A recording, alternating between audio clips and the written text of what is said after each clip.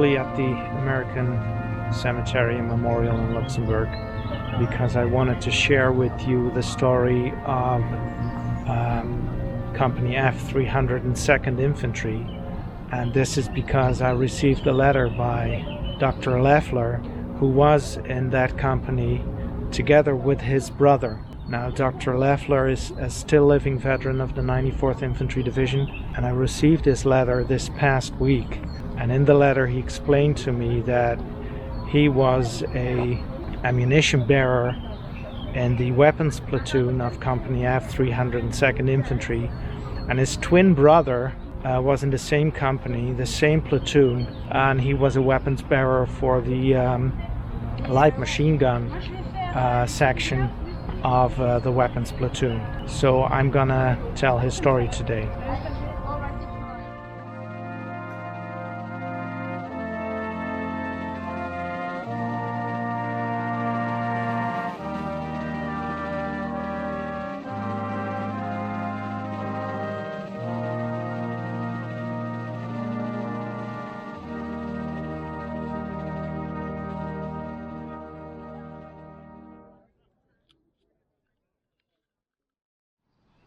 So today I wanted to share with you some of the stories of men of Company F 302nd Infantry because of the letter that I received by Dr. Leffler, who was an ammo bearer in the Weapons Platoon of Company F 302nd Infantry, and he was an ammo bearer with one of 3 mortar sections within the Weapons Company, and his twin brother, as I told you earlier, was an ammo bearer for the light machine gun section in the same company.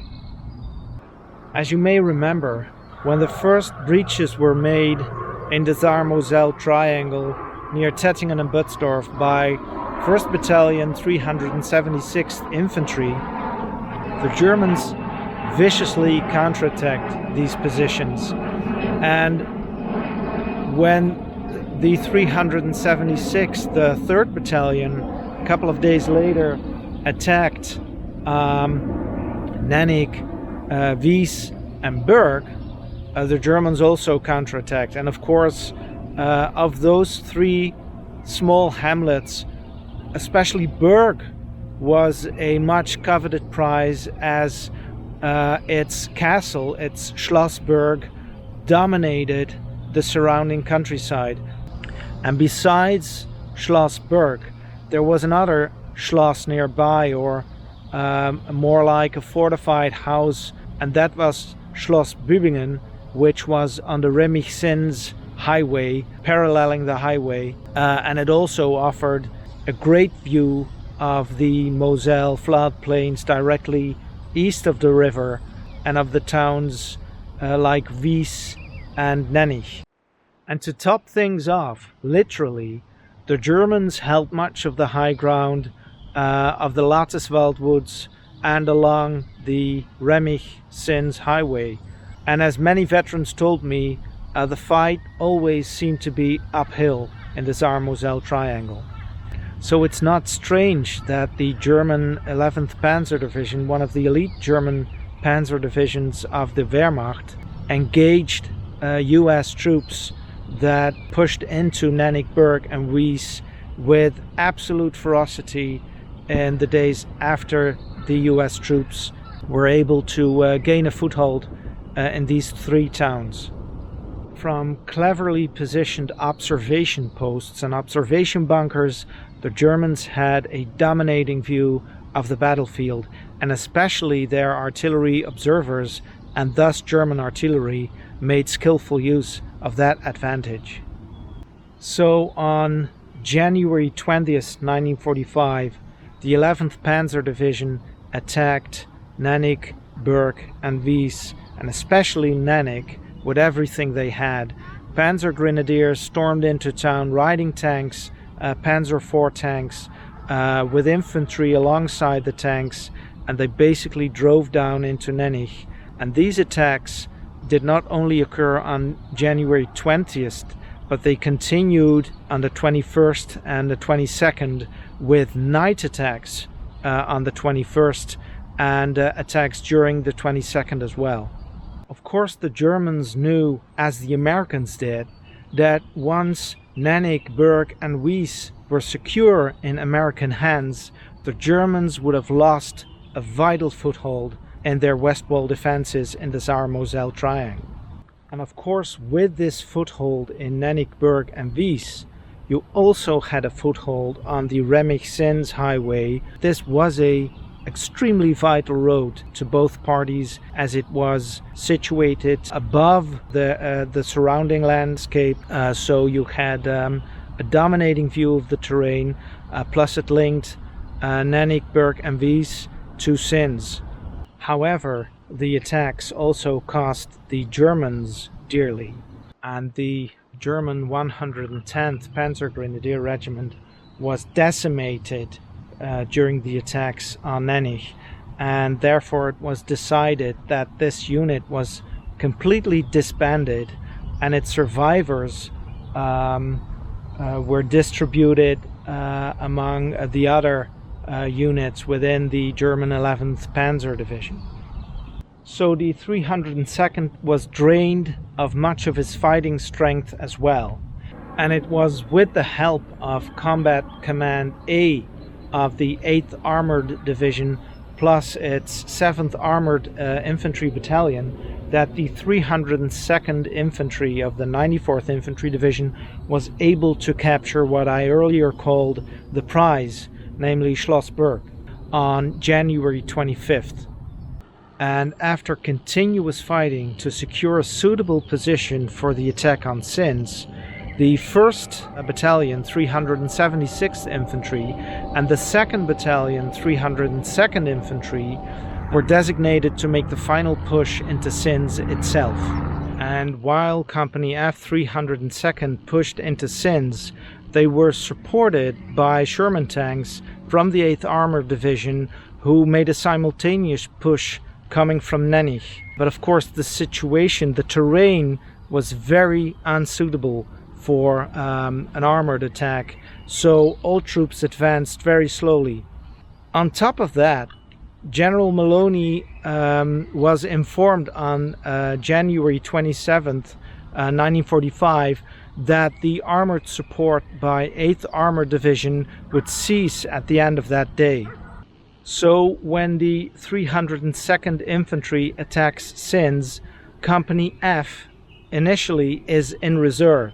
But due to the heavy fighting in and around the town, all companies of the 2nd Battalion, 302nd Infantry are badly depleted. So the fighting for Sinz was so intense and so heavy that by the end of the 27th, companies E and G who attacked Sinz numbered less than the strength of one normal company, which is 193 men. As a result of that, it was decided that men from the anti-tank company of the 376th Infantry were attached to the 302nd to fight as infantry. So when F Company arrived in the triangle, the count for the company nominally was 174 on January 13th, 1945. And the total strength of Company F, 302nd Infantry, on January 28th, 1945, was only 105 men, with only 60 effectives in Company F.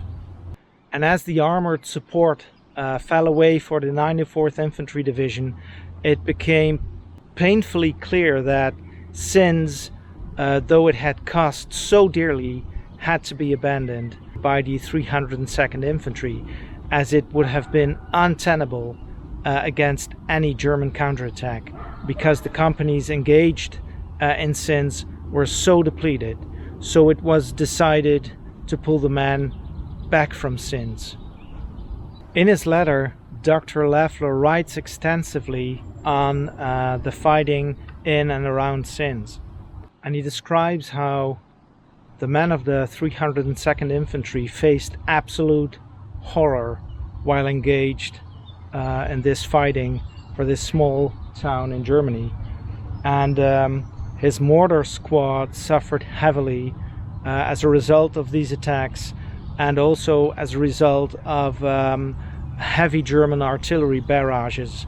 Some of the men that were in the weapons platoon of Company F, 302nd Infantry, are buried at the Luxembourg American Cemetery, so I will pay them a visit today.